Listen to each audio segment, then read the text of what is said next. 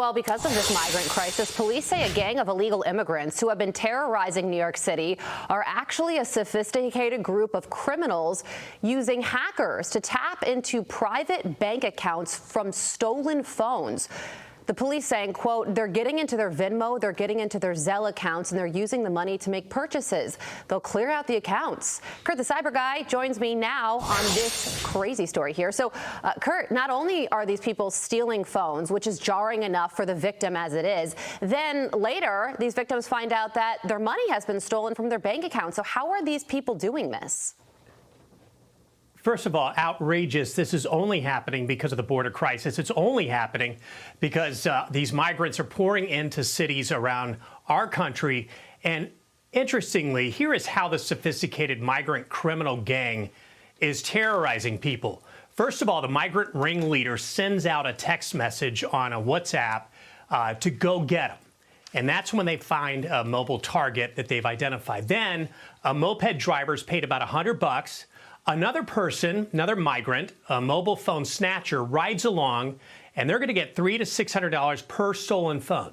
A stolen phone then is handed off to a hacker who then breaks into the mobile phone, into those payment apps, and then they siphon the cash right out of the victim's bank accounts and credit cards via these payment apps.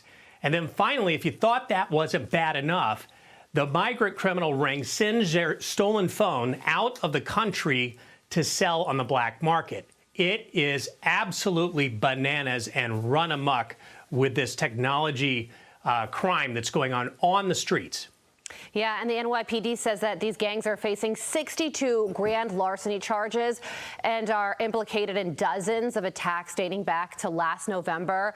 So it's a couple people who do this at the same time. There's a moped driver that makes up to $100 a day. And then on the back of the moped, there's a guy that is supposed to snatch the phone, and that person can make up to $600. So it could be lucrative to do this. And these people, by the way, are claiming asylum in this country. And getting away, by the way, with Carly, they're getting out on no bail at all. They're being released the very next day, and they're out back doing this again in 24 hours.